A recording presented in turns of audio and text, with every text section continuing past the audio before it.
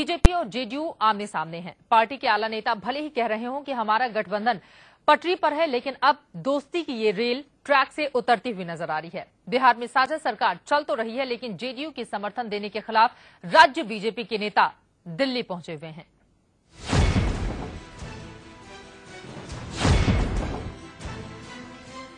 तब कल किसने देखा है? हम लोगों को उसके लिए रास्ता तय करना पड़ेगा, तय करेंगे, परिस्थिति के मुताबिक निर्णय लेंगे। 2002 में भी नीतीश जी हमारी सरकार में शामिल थे और साबरमती एक्सप्रेस के दौरान वो रेल मंत्री भी थे।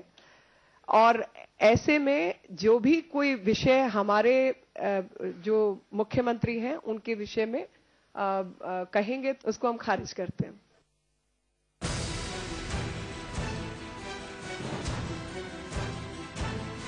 नरेंद्र मोदी को लेकर बीजेपी और जेडीयू के बीच आर पार के हालात बनते दिखाई दे रहे हैं। दोनों तरफ से तलवारें खिंची हुई हैं और इसे म्यान में रखने को कोई तैयार नहीं। शुरुआत नीतीश कुमार ने की तो जवाब देने में बीजेपी ने महज कुछ घंटे की ही देरी की।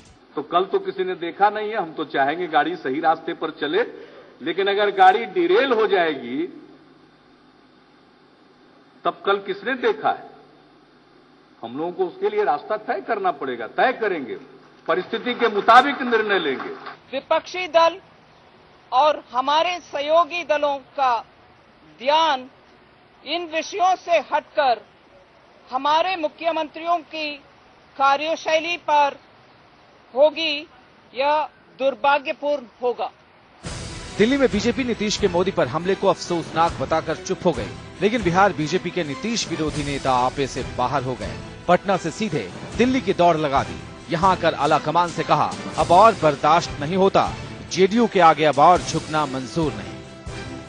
आप अपने घटक दल के मुख्यमंत्री को अपमानित करने का काम कर रहे हैं। भारतीय जनता पार्टी बिहार यूनिट का अपमान है, भारतीय जनता पार्टी का अपमान है।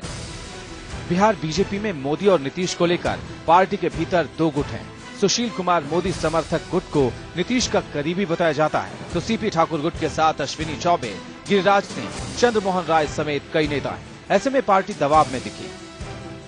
राजनाथ सिंह ने सभी से बातें की और सही वक्त पर सही फैसले का भरोसा भी दिलाया। पार्टी की तरफ से उसका जो जवाब आया है बहुत ही समुचित है और बहुत ही सशक्त जवाब है। उससे ज्यादा कुछ कहा नहीं जा सकता। आप समझ गए होंगे कि बिहार में जेडीयू और बीजेपी के बीच सब कुछ ठीक किस तरह से नहीं चल रहा। दोनों दलों के बीच दरार चौड़ी होती जा रही है, लेकिन नीतीश कुमार से लेकर बीजेपी अध्यक्ष राजनाथ सिंह तक इसे झुठलाते दिख रहे हैं। ऐसे में ये दोस्ती दिखावे भर की लगती है। हम आपको इस वक्त दिखा रहे हैं रविवार को दोनों नेताओं ने आखिर किस तरह हकीकत पर पर्दा डालने की कोशिश की थी। हमारे अलायंस की सरकार में कोई झंझट नहीं है। हम लोग बहुत प्रेम से और बहुत अच्छे माहौल में अपना काम करते हैं। जेडीयू और भारतीय जनता पार्टी का बहुत ही पुराना संबंध है। मैं समझता हूं इस संबंध के टूटने का प्रश्न ही नहीं खड़ा होता। जेडीयू और बीजेपी का संबंध था और जेडीयू बीजेपी का संबंध रहेगा। मोदी पर नीतीश के हमले के बाद राजनाथ सिंह भी उलझन में हैं, मगर वो अपनी बात इस पर कहने से बच रहे हैं। लेकिन जिस तरह से बीजेपी बिहार इकाई में उबाल आया है, उसके बाद उनके लिए आसान नहीं होगा, क्योंकि जेडीयू ने बीजेपी को पीएम पद की उम्मीदवारी की घोषणा के लिए साल के अंत तक का अल्टीमेटम दे दिया है। इसके बाद बीजेपी नेताओं को भी उम्मीद है कि आलाकमान इस पर जल्द ही फैसला लेगा। कैमरामैन अमित के साथ यतेंद्र शर्मा, इंडिया न्यूज दिल्ली।